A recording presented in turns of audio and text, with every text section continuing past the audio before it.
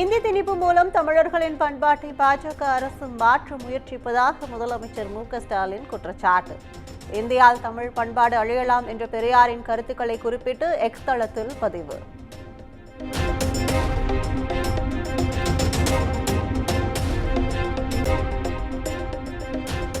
தமிழக ஆழ்கடல் பகுதிகளில் ஹைட்ரோ கார்பன் எடுப்பதற்கான ஏல அறிவிப்பை வெளியிட்ட மத்திய அரசு. கடல் வளத்திற்கும் மீனவர்களின் வாழ்வாதாரத்திற்கும் பெரும் பாதிப்பு ஏற்படுத்தும் என இயற்கை ஆர்வலர்கள் அச்சம்.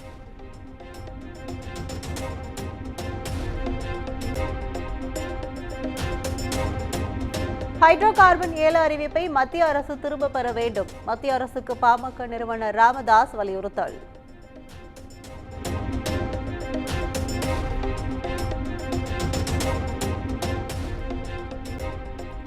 கொள்முதல் நிலையங்களில் இருக்கும் நெல் மூட்டைகளை பாதுகாப்பான இடத்தில் வைக்க வேண்டும். டெல்டா மாவட்டங்களில் கனமழை எச்சரிக்கை விடுக்கப்பட்டுள்ள நிலையில் 12 மாவட்ட ஆட்சியர்களுக்கு தமிழ்நாடு அரசு உத்தரவு.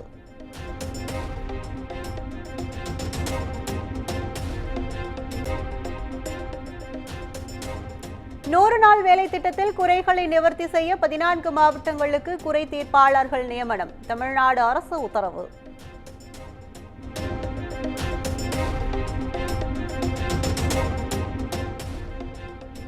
சென்னை செங்கல்பட்டு மாவட்டங்களில் 659 கோடி மதிப்பிலான குடியிருப்புகளை திறந்து வைத்தார் முதலமைச்சர் மு.க.ஸ்டாலின். அறநிலையத்துறை சார்பில் திருக்கோயில்களுக்கு 27 கோடி ரூபாய் மானிய உதவிகளையும் வழங்கினார். சென்னை மாநகராட்சிக்கு 3065 கோடி ரூபாய் கடன். மாமன்ற உறுப்பினர் மீதான கேள்விக்கு மேயர் பிரியா விளக்கம்.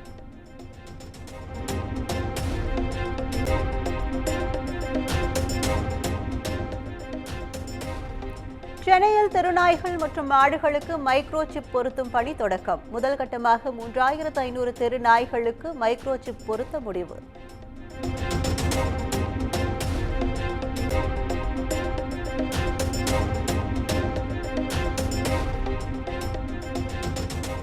பாலியல் குற்றங்களை கண்டித்து போராட்டம் நடத்த முயன்ற முன்னாள் அமைச்சர் ஜெயக்குமார் உள்ளிட்டோர் கைது. நிர்வாகியை தாக்கியதாக ஆர்ப்பாட்டத்தில் ஈடுபட்ட நிர்வாகிகளையும் குண்டுகட்டாக கைது செய்து திருக்கழுக்குன்றம் காவல்துறை.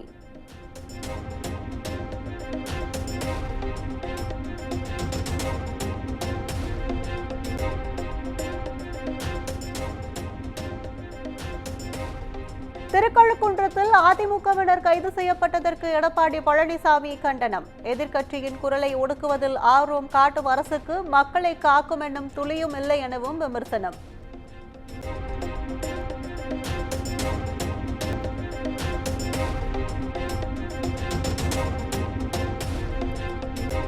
செந்தில் பாலாஜி வழக்கில் கூடுதல் குற்றப்பத்திரிகைகளை ஒரே வழக்கில் இணைத்து பிறப்பிக்கப்பட்ட உத்தரவுக்கு தடை விதிக்க முடியாது.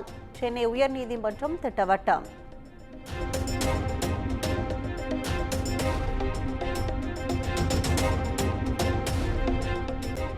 நடிகை அளித்த பாலியல் புகாரில் சீமானுக்கு மீண்டும் சம்மன். விசாரணைக்கு ஆஜராகாத நிலையில் வலசரவாக்கம் போலீசார் நடவடிக்கை.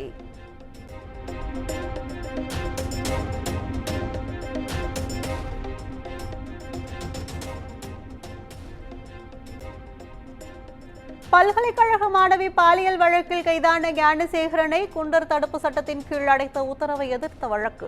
4 வாரங்களில் காவல்துறை பதில் அளிக்க சென்னை உயர்நீதிமன்றம் உத்தரவு.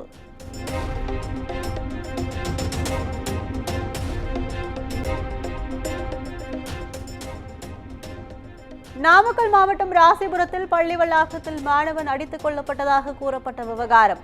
சக மாணவனை கைது செய்து காவல்துறையினர் தீவிர விசாரணை.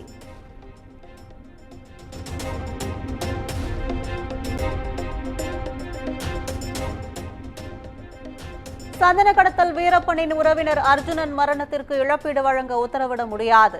போலீஸ் சித்திரவதையால் இறந்தார் என்பதற்கு ஆதாரங்கள் இல்லை என வழக்கை முடித்து வைத்தது சென்னை உயர்நீதிமன்றம்.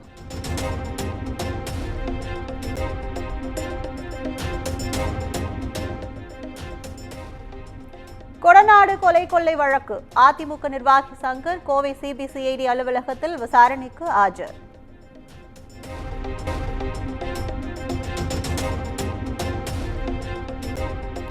சென்னையில் தொழிலதிபரை கடத்தி 20 லட்சம் ரூபாய் வழிப்பறி செய்த வழக்கில் காவல் உதவி ஆய்வாளர்கள் ஜாமீன் கோரிய மனு. கூடுதல் விவரங்களை திரட்ட காவல்துறைக்கு சென்னை உயர்நீதிமன்றம் ஆணை.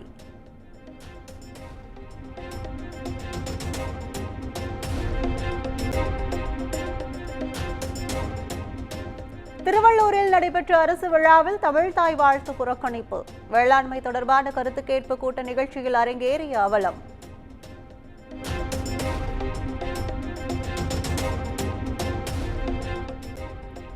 நெல்லை மாநகராட்சி மேயருக்கு எதிராக மதிமுக கவுன்சிலர் தர்ணா. 28 கோடி ரூபாய் நிதியை வீணடிக்காது என கண்டன முழக்கமிட்டதால் பரபரப்பு.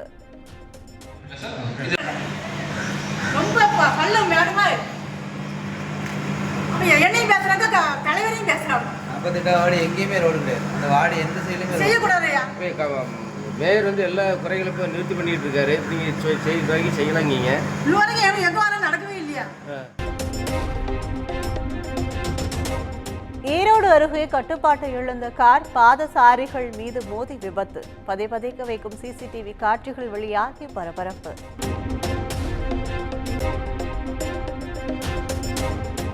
சங்கரன் கோவிலில் பள்ளி வேடை அதிவேகமாக இயக்கியதாக புகார். பைக்கில் துரத்தி சென்று தட்டி கேட்ட கூலி தொழிலாளியை கொடூரமாக தாக்கிய வேன் ஓட்டுநர்.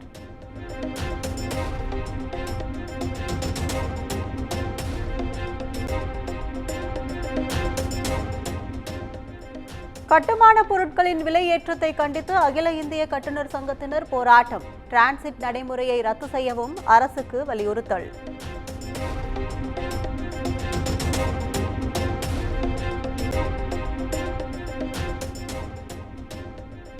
கிரிப்டோ கரன்சி மோசடி தொடர்பாக நடிகை தமன்னா காஜலிடம் விசாரணை நடத்த புதுச்சேரி சைபர் கிரைம் போலீசார் திட்டம். 60 கோடி வரை மோசடி செய்த நிலையில் விசாரணையை தீவிரப்படுத்தும் காவல்துறை.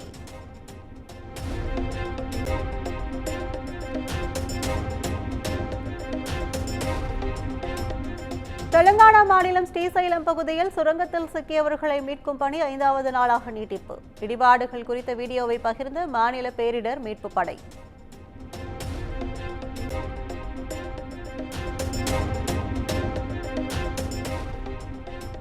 டெல்லி சட்டப்பேரவை வளாகத்திற்குள் ஆம் ஆத்மி எம்எல்ஏக்கள் நுழைவதை தடுப்பதாக குற்றச்சாட்டு. எதிர்க்கட்சித் தலைவர் அதிஷி தலைமையில் ஆம் ஆத்மி எம்எல்ஏக்கள் போராட்டம்.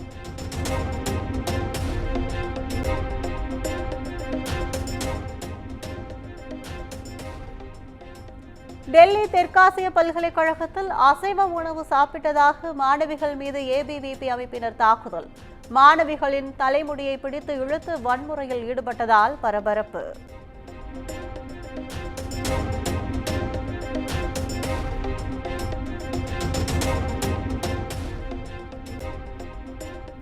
பிரயாக்ராஜில் கோலாகலமாக நடந்த மகா கும்பமேளா நேற்றுடன் நிறைவு. திரிவேணி சங்கமத்தில் 45 நாட்களில் 66 கோடியே 21 லட்சம் பேர் புனித நீராடியதாக உத்தரப்பிரதேச அரசு தகவல்.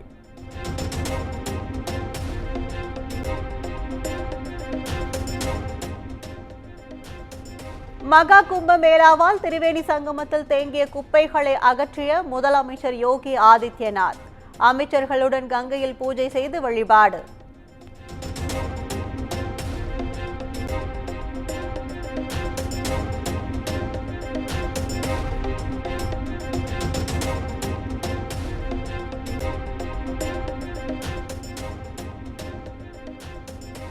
ஜம்மு காஷ்மீர் பந்திப்போராவின் குரேஸ் பள்ளத்தாக்கில் கடும் பனிப்பொழிவு. 3 அடி வரை வெண்பனி போர்த்தியுள்ளதால் போக்குவரத்து பாதிப்பு.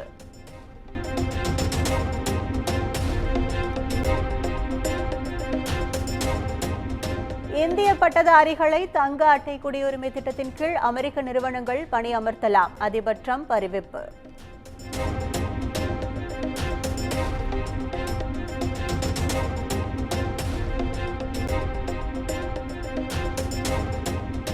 காசாவில் கடும் குளிரால் 6 பச்சிளங்குழந்தைகள் உயிரிழப்பு.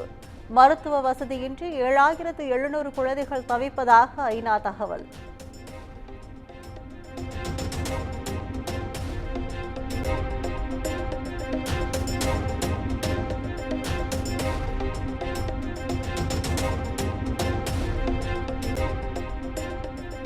போர் நிறுத்த ஒப்பந்தம் இறுதிக்கட்டத்தை எட்டிய நிலையில் 4 இஸ்ரேல் பிணை கைதிகளின் உடல்களை ஒப்படைத்தது ஹமாஸ். நூற்றுக்கணக்கான பாலஸ்தீன கைதிகளை விடுவித்தது இஸ்ரேல்.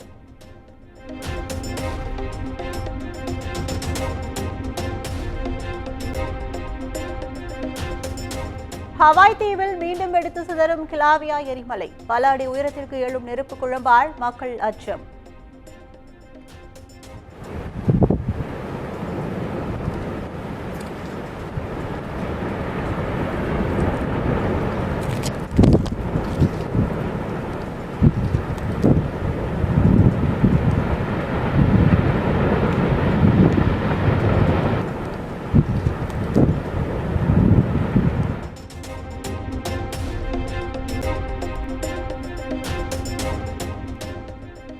சாம்பியன் டிராபி கிரிக்கெட் தொடரில் பாகிஸ்தான் வங்கதேசம் இன்று மோதல். ஆறுதல் வெற்றி யாருக்கு என்று ரசிகர்கள் எதிர்பார்ப்பு.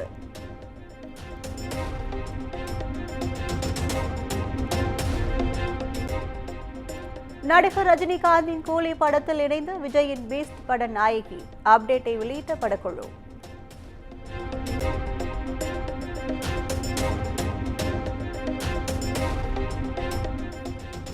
தனுஷ், நாகார்ஜுனா, ராஷ்மிகா மந்தனா நடிப்பில் உருவாகியுள்ள குபேரா திரைப்படம் ஜூன் 20ஆம் தேதிக்கு திரைக்கு வருவதாக படக்குழு அறிவிப்பு.